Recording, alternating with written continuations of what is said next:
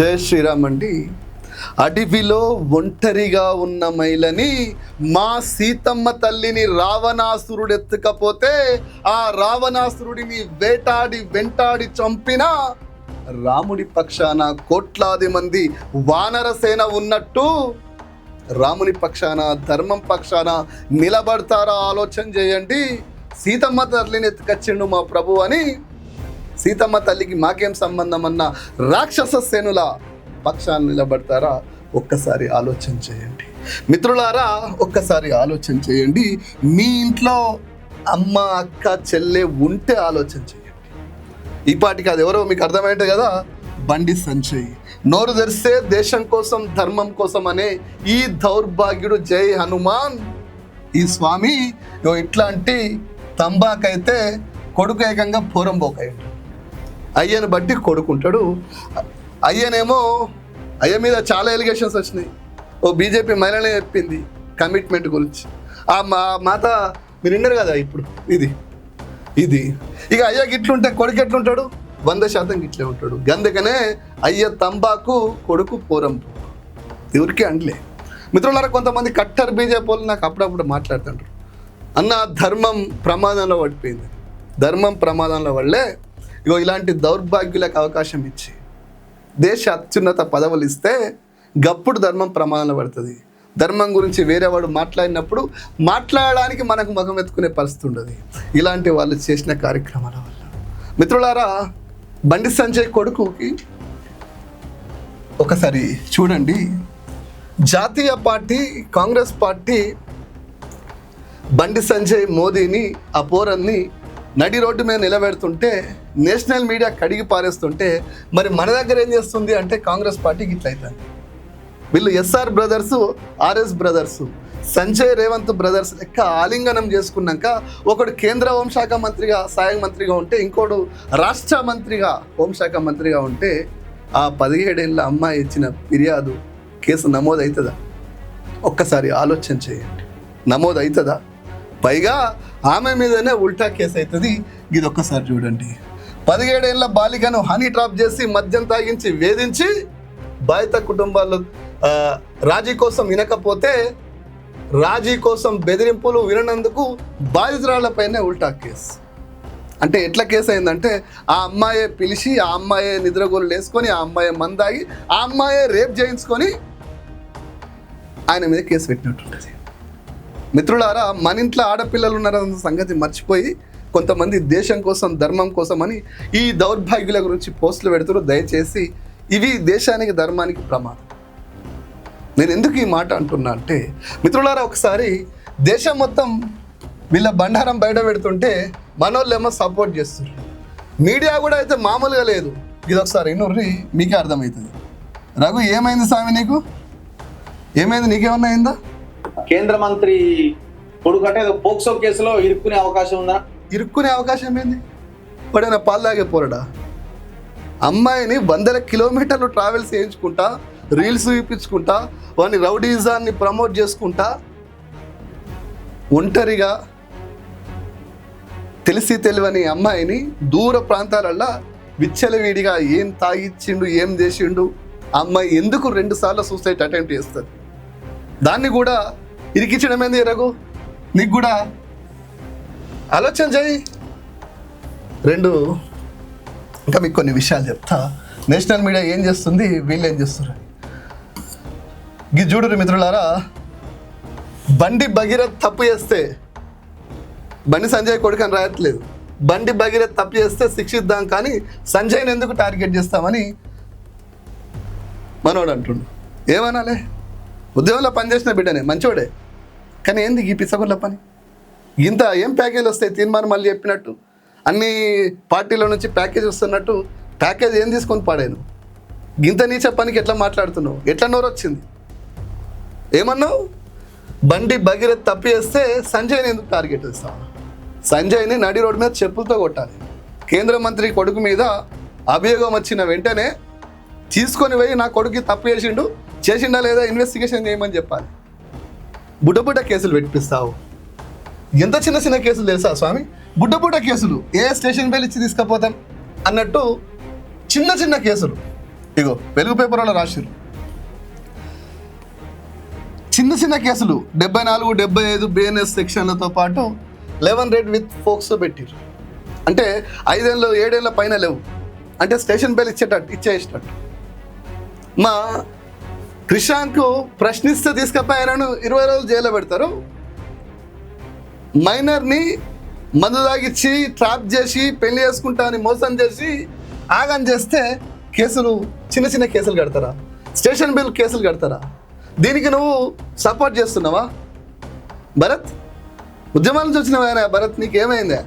ప్యాకేజీలు పాడుగానే ఏం తీసుకొని పాడినావో ఏమో, ఇది నీకు మంచిది కాదా బాబు? ఈయన ఇట్లా ఉంటే ఇంకో ఆయన ఇట్లా ఉన్నాడు.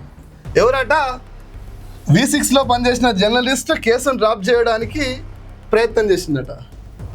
ఈయన చెప్పలేక నేను చెప్తా, ఆయన ఎవరో నాకు అన్న లెక్క సంగప్ప, V6లో పనిచేసిన సంగప్ప. ఇంతకుముందు వ్యాసాలు వాళ్ళు రాసు, ఇప్పుడు బ్రోకర్లు పనిచేస్తుండు, దండాలు దప్పుతుండు సంజయ్ కోసం. ఇంకా సంగనాకపోయినావు సంగప్పన్న, నీ ఖ్యాతి ఏంది, నువ్వేంది? రేపు నువ్వు ఎమ్మెల్యేగా నిలబడితే నీ నియోజకవర్గంలో మహిళలు నిన్ను ఏమంటారు? వీళ్ళ కోసం ఇంత దిగజారిపోతావా సంగప్పన్న? నువ్వు కూడా సిద్దిపేట నీళ్ళు తాగినవు కదా, ఏమైంది నీ పౌరుషం? మహిళల విషయంలో నాకు ఇట్లా కొద్దిగానన్నా ఆలోచన రాలే సంగప్పన? ఒకసారి ఆలోచన చేయి. రేపు ఎమ్మెల్యే నిలబడితే మహిళలు ఓట్లేయాలి. మహిళలకు అన్యాయం చేసినావన్న ముద్ర పడితే నీకు ఓట్లేస్తారా? నీకు బంగారు భవిష్యత్తు ఉంది. ఇక బండి కోసం నువ్వు వంగవాడిపోతావా? ఒకసారి ఆలోచన చేయి సంగప్పన. నేను నీ వెల్విషర్ని. ఇంకో ఛానల్, కేంద్ర మంత్రి బండి సంజయ్ కుమారుడిపై హనీ ట్రాప్ అట. ఏం హనీ ట్రాప్? వాస్తవాలు రాయబుద్ధి అయితే లేదు, భయమవుతుందా? ఇంకా మహా న్యూస్ అయితే వాడు జయన్మాన్ వాడు ఏం రాస్తుండే ఇంకా తెలుస్తుంది. అరే మీ ఇంట్లో మహిళలు ఉన్నారన్న సంగతి గుర్తుపెట్టుకోర్రా మహా న్యూస్ ఛానల్ కూడా. జోకర్ నా కొడుకులు మోపోయారు స్వామి. ఇంకా ఈయన ఇట్లుంటే మిత్రులారా, ఇంకా కొన్ని విషయాలు మీతో మాట్లాడుతాం. వాస్తవంగా ఆ అమ్మాయి కేసు పెట్టనీకి పోతే, వాళ్ళ అమ్మ కేసు పెట్టనీకి పోతే 8 గంటలు 9 గంటలు వెయిట్ చేయించుకుంటా, డ్రామాలు ఆడుకుంటా, అటు ఇటు తిరుగుకుంటా పోలీసు వాళ్ళు పెద్ద పెద్ద కథలు చేశారు. అయ్యా నేను ఇలా అడుగుతా ఉన్నా పోలీసు బాసులకి, హోంశాఖ రేవంత్ రెడ్డి మీకు బాస్ కావచ్చు, కేంద్ర సహాయక హోంశాఖ మంత్రి కావచ్చు, కానీ మీ ఇంట్లో కూడా ఆడపిల్లలు ఉన్నారు కదా ప్రభు, మీ ఇంట్లో కూడా ఆడపిల్లలు ఉన్నారు కదా సారు. మనసు కరగలే? ఆ తల్లి చచ్చిపోతా అంటే కేసు కడతారా? అవి కూడా 74, 75 స్టేషన్ బెయిలబుల్ కేసులు ఇచ్చే కేసులు పెడతారా? మీ ఇంట్లో కూడా ఆడపిల్లలు ఉన్నారు కదా స్వామి. పోలీస్ డిపార్ట్మెంట్ అంటే ఆ ప్రైడ్ ఏది, ఆ హానెస్ట్ ఏది?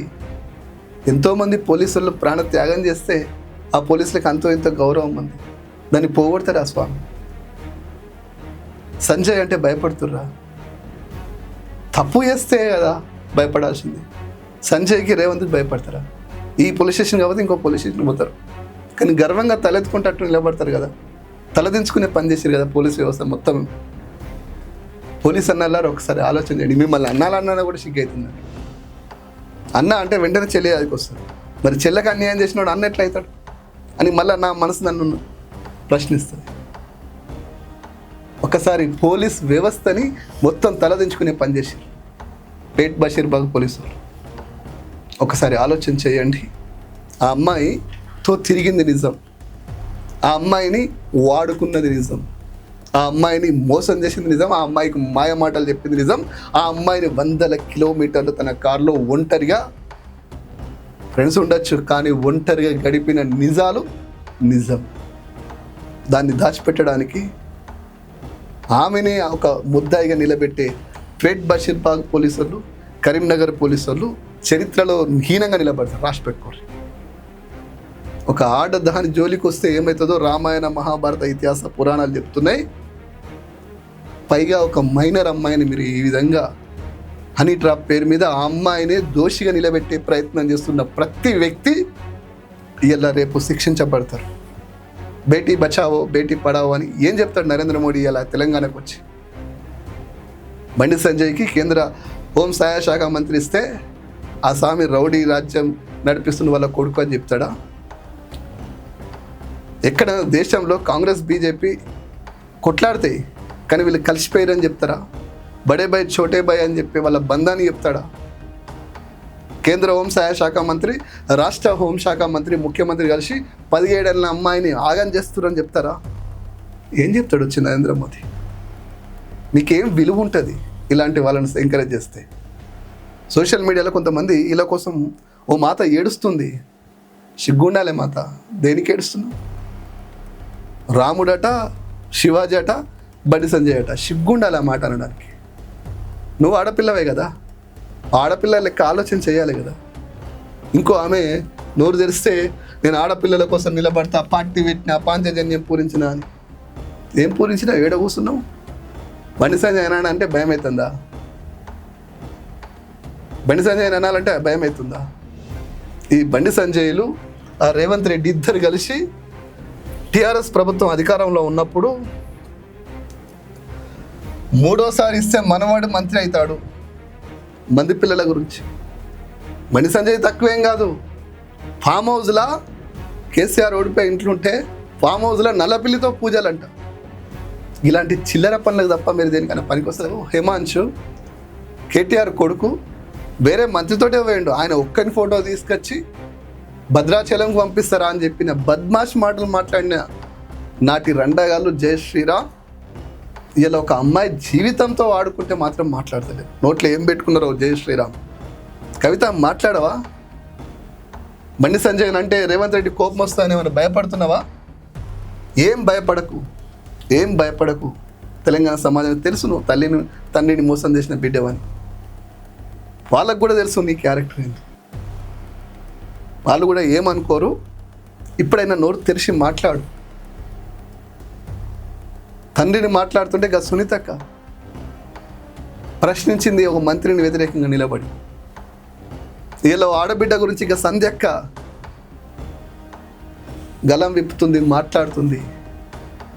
నువ్వెందుకు భయపడుతున్నావు? నిన్ను ఇచ్చింది ఇట్లా స్పందిస్తే మళ్ళీ తిహార్ జైల్లో ఏం పెట్టారు? టెన్షన్ పడ, స్పందించు. మీడియా షోకి బాగానే ఉంటుంది కదా, స్పందించు. మిత్రులారా, ఇంతమంది కలిసి ఇన్ని డ్రామాలు ఆడి ఏం చేస్తారు? 17 ఏళ్ళ అమ్మాయికి అన్యాయం చేస్తారు. 17 ఏళ్ళ అమ్మాయికి అన్యాయం చేయడానికి ఓడు కేంద్ర మంత్రి, ఓడు రాష్ట్ర ముఖ్యమంత్రి కలిసి ఈ మీడియా ఛానళ్ళు ఇవన్నీ. మిత్రులారా, నేను బండి సంజయ్ని ఎందుకంటున్నా అంటే ఇంత అనిపిస్తుంటే కూడా కప్పిపుచ్చుకోనీకి ఇన్ని రోజులు, దాదాపు 20 రోజులు నువ్వు తనలాడుతున్నావు, వాళ్ళకి ఫోన్ చేస్తున్నావు, కేసులు పెట్టి కావద్దని చేస్తున్నావు.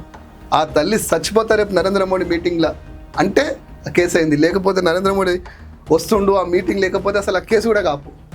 ఆ పిల్లని ఏం చేస్తారో ఏమో తెలియదు. సంపేదరా, ఎత్తుకపోదురా, భయపట్టిద్దురా. ఆల్రెడీ అమ్మాయి 2 సార్లు సూసైడ్ అటెంప్ట్ చేసింది. వీళ్ళు ఏమైనా చేద్దురా? పైగా హనీ ట్రాప్ అంటారు, ఆడియో రిలీజ్ అయింది. ఆ ఆడియో రిలీజ్లో ఏమంటుండు? నువ్వు కాకపోతే వేరే వాళ్ళు అయితే చంపేస్తాను వాటి రౌడీజం చూపిస్తుండు. అమ్మాయి మీద బెదిరించే ప్రయత్నం చేస్తుండు. పసిపిల్ల 17 ఏళ్ళ అమ్మాయికి వీళ్ళ అయ్యా కాన్వాయ్లు, రేవంత్ రెడ్డి కాన్వాయ్లు, రాష్ట్ర ప్రభుత్వ హంగామాల ముందు ఆమె ఏం ఏడ నిలబడుతుంది?